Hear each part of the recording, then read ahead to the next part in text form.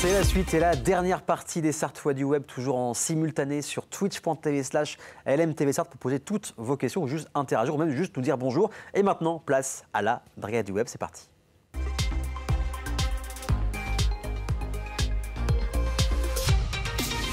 Et la Brigade du Web, vous le savez maintenant, c'est Manon qui en parle. Ça va Manon ?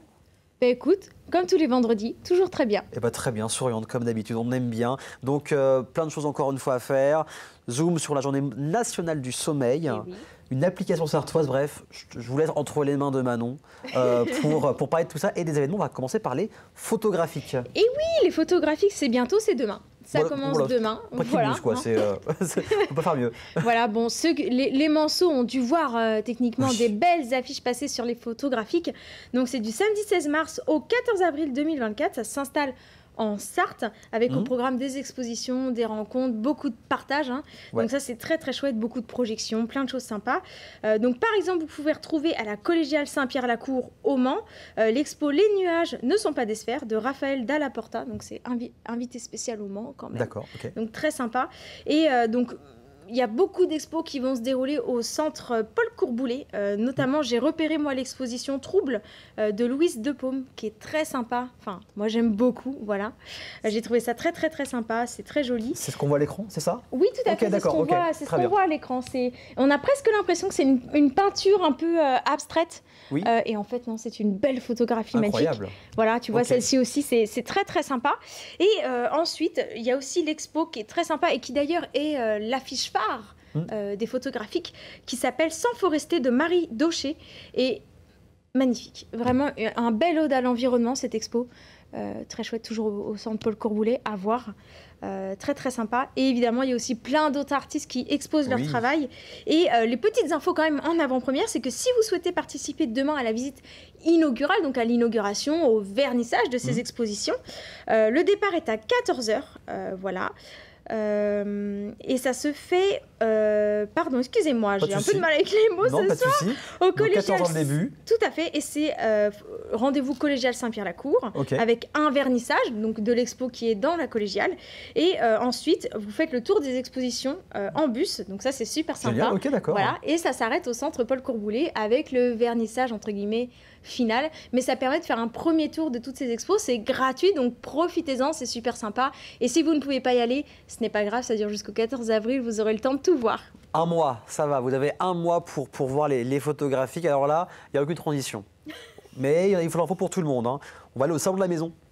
Oui, comme d'habitude. Comme d'habitude, pas de transition avec moi. Non, mais c'est bien. C'est on va très à gauche, cash. à droite, au sud, au nord de la Sarthe, on voit partout. C'est bien. Ça, très cash, très, très direct. Mais n'empêche que le salon de la maison, qui a une nouvelle identité visuelle en plus cette année, qui est très très sympa.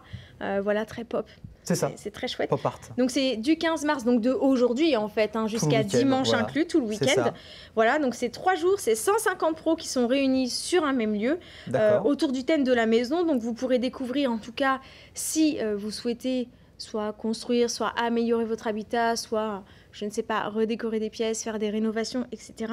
Vous aurez tous les pros voilà, du territoire, en tout cas, qui seront réunis dans ce salon et qui pourront accompagner dans la mise en œuvre du projet. Donc au programme, un concentré d'offres adaptées au logement, pour puiser des idées en fonction de son budget, des inspirations, donc construction immobilier, cuisine, salle de bain, amélioration de l'habitat, ameublement déco, jardin. Il y a tout, il suffit de faire son choix. Toutes les infos sont sur www.salonmaisonlemans.com. Voilà, l'entrée n'est pas très chère, donc vraiment, si vous avez besoin et si vous avez des projets, allez-y, c'est fait pour ça. Voilà, c'est tout le week-end en plus, donc n'hésitez pas jusqu'à dimanche soir. Et après, quand j'ai vu ça, j'ai trouvé l'initiative vraiment bien, c'est appréhender la surdité. Ouais, c'est gratuit en plus. C'est gratuit. Bon, la plupart des choses que je propose sont gratuites. C'est clair. Bon, quand c'est payant, ça arrive, mais ça reste dans des prix raisonnables. Il le dire, c'est voilà, clair. Hein. Faut bien que les entreprises marchent aussi. Évidemment. Et donc là, un événement qui a l'air intéressant. Oui, je me suis dit, en fait, j'ai eu la chance, moi, au cours des différents jobs que j'ai pu avoir, de commencer, en tout cas, une initiation au langage des signes, voilà, et c'était un malentendant en fait, voilà, une personne sourde qui donnait ses cours. Et j'ai trouvé ça hyper intéressant. Et quand j'ai vu cet atelier sur, voilà, la surdité, je me suis dit mais c'est super. Et donc là, l'atelier, c'est comment les personnes sourdes appréhendent-elles la musique. Hyper intéressant. Parce que c'est pas parce qu'on est sourd qu'on ne peut pas ressentir des vibrations, enfin plein de choses. Évidemment. Et donc cet atelier-là, il a lieu demain de 14h à 17h30 au CPFI, donc c'est le Centre du patrimoine de la facture instrumentale. Donc c'est un lieu de culture, d'échange pour tous les amateurs de la musique. Et il propose du coup un atelier de sensibilisation qui sera fait par Stéphane Anquet, qui est entrepreneur et musicien sourd, c'est possible, voilà. Et il sera accompagné de Cécile Mercier, qui est interface de communication. Donc je pense que c'est un atelier hyper sympa, ça permet de découvrir aussi ce qu'est la surdité, parce que c'est vrai que quand on est bien entendant, en tout cas comme nous, on ne s'imagine pas potentiellement des contraintes, mais aussi tout ce qu'on peut découvrir autrement. Et donc cet atelier, il est hyper sympa, c'est 11 rue des Frères Gréban au Mans, c'est gratuit, et vous pouvez découvrir, échanger, témoigner, et voilà. Sur un bel univers musical. C'est une belle initiative et je trouve que ça se développe aussi, que ce soit pour la surdité, même pour les personnes non-voyantes, où il y a de plus en plus, imaginons, il y a des restaurants où on ne voit rien, il y a d'autres événements aussi où c'est leur problème, donc c'est hyper bien de se mettre à la place de ces gens-là. Parce que finalement, c'est pas facile, parce que tu vois, même quand tu es malvoyant, toi, tu arrives à un feu, ou même qu'il soit vert ou rouge, s'il y a on ne devrait pas le dire ça, mais s'il y a personne, bon bah tu vas traverser. Bien sûr. Mais quelqu'un qui ne voit pas, ben lui il perçoit pas le monde de la même manière. Exactement. Et je pense même qu'ils perçoivent parfois plus de choses que nous. Oui. Et ça c'est beau et ça peut être chouette de le découvrir dans un atelier. À découvrir juste samedi, c'est samedi 16 mars. Et c'est gratuit. Alors c'est vrai qu'on parle beaucoup d'applications, et souvent c'est des applications géolocalisées, mais là attention, application créée en Sarthe. Yes, et ça, par un cool. Sartois. Un Sartois qui vient de changer en plus, donc vraiment. Et en plus, il nous regarde et il sera la semaine prochaine dans le journal. Donc c'est cool et on en parle déjà maintenant. Voilà. Magnifique. Et donc c'est Idir Béchard, donc il habite à Changer, comme on vient de le dire, et il a créé l'application VGDex. Donc rien qu'au son du VGDex, tous les fans, ou pas, parce que moi je suis pas fan, mais ça m'a tout de suite fait écho. Tous les fans du dessin animé Pokémon ont reconnu la similitude avec le Pokédex, qui est un outil qui permettait de connaître et d'avoir toutes les informations sur les Pokémon que le héros de la série, en fait, Sacha, croisait sur son chemin tout au long des épisodes. Sauf qu'ici, l'appli VGDex... Il n'y a pas de Pokémon. C'est pas un Pokédex, non. Évidemment. Elle permet d'identifier des plantes sauvages et de se renseigner sur l'intérêt médicinal et gustatif de celles-ci. Donc, super intéressant.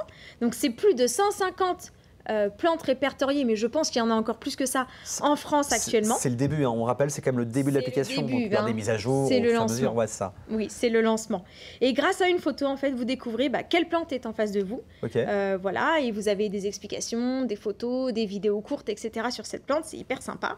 Et en fait, l'idée, c'est aussi, cette application, c'est de dire que les plantes sauvages, en fait, c'est un trésor. On peut faire plein de choses. Et l'idée de base de l'appli, c'est, voilà, quand vous êtes en balade, vous prenez des photos des plantes que vous voyez pour que le VGDex puisse les reconnaître.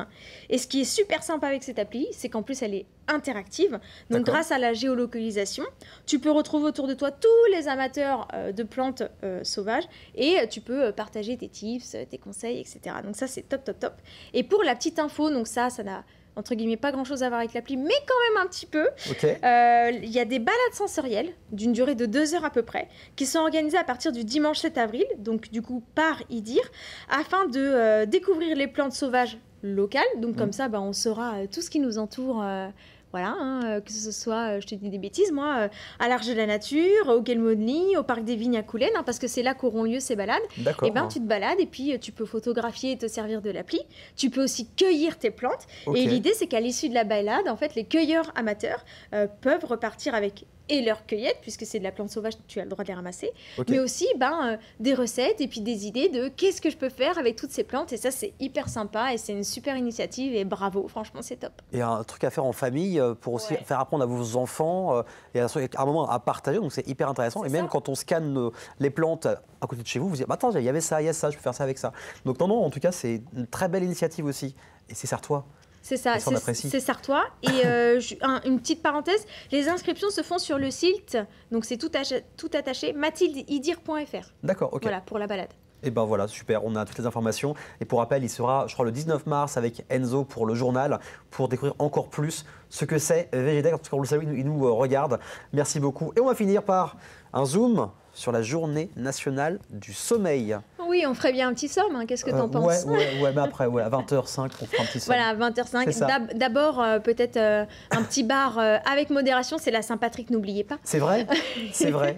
Voilà, on devrait peut-être pas vous le dire, hein, parce que franchement, c'est abusé. Toutes les semaines, on vous dit consommer avec modération, et puis toutes les semaines, ça, voilà, ça parle que de sortir. Écoutez, mais en tout cas, on fait sortir en Sarthe, c'est ça le plus important. Voilà, c'est ça. Mais, là, si effectivement, on se concentre sur ce sommeil, donc la journée nationale du sommeil, c'est le dimanche 17 mars, voilà, et ça permet chaque année d'attirer l'attention du grand public sur une occupation qui occupe quand même un tiers de notre vie, parce qu'on dort beaucoup en tant qu'être humain, c'est le sommeil. Et donc en 2024, c'est la 24e édition de cette journée qui impacte nos vies. Et je vous ai quand même trouvé quelques petits chiffres, quelques petits trucs un peu sympas. Voilà, voilà, toujours, hein, c'est un peu l'idée de la journée. Comme ça, vous prenez ça, vous notez ça, vous la pétez en soirée. Vous savez que dans l'émission, j'ai vu ça. Vous sortez votre science. Totalement, c'est ça. Donc en 2023, les durées de sommeil idéales en fonction de l'âge, donc ça a été validé par un comité scientifique. D'accord, donc c'est validé. Voilà, c'est pas du flan, hein, c'est vraiment vrai. Sont de 9h à 12h pour un enfant. Ok. Donc là, tu te dis bien. Oui, et d'au moins 7 heures pour un adulte. Donc nous, déjà, tu as bien compris qu'on dort beaucoup moins. Voilà. C'est 7 heures pour un adulte? C'est au minimum 7 heures. Bah, c'est mort. Ouais. Voilà. Il faut savoir qu'aujourd'hui, on dort en fait de moins en moins longtemps. Oui. Et ce déclin du sommeil, il est dû en fait à l'hyperstimulation de notre esprit et de nos yeux. Parce qu'on est confronté chaque jour à des écrans. Rien que là, sur le plateau, j'ai un écran en face de moi, j'en ai un par ici, il y en a un également derrière toi. J'en ai un aussi. Il y a la tablette, il y a le téléphone, il y a l'ordinateur, voilà, il y a plein de choses. plein effectivement de choses. Ça peut être aussi le bruit extérieur que tu entends, voilà, qui va te stimuler, qui va t'empêcher de dormir correctement. Et en fait, on sait qu'avec l'invasion des écrans, ça perturbe ton sommeil, ça retarde en fait le moment aussi où tu vas te mettre au lit, parce que souvent quand on se met au lit, le réflexe qu'on a, c'est tiens, on va regarder une petite vidéo, ou allez, on va faire un petit tour sur nos réseaux sociaux, comme des bons accros qu'on est, des bons geeks qu'on est.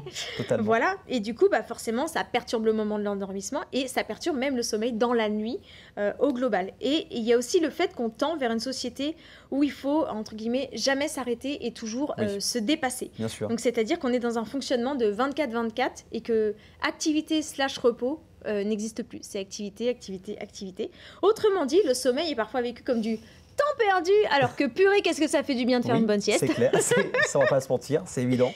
C'est ça. Donc moralité, si vous vous sentez dans ces cas-là et que vous avez envie de prendre soin de vous et de votre sommeil, si vous voulez en avoir un de qualité, on limite ses temps d'écran, c'est-à-dire que 1 heure avant d'aller se coucher, on va éviter de regarder la télé, son portable, on va prendre un bouquin ou faire ce que vous avez envie de faire. Et juste pour finir, rapidement 10 secondes. Rapidement 10 secondes, et rapidement 10 secondes, le monde ne va pas s'arrêter de tourner si vous êtes moins productif, donc relâchez, tout va bien, dormez bien. Voilà, c'est une très bonne conclusion en moins de 10 secondes. Bravo Manon, tu reviens la semaine prochaine. Oui. Avec de nouvelles choses à faire, et quant à nous, on se revient également vendredi prochain dès 19h sur LMTV Sarthe. Passez un excellent week-end, à bientôt.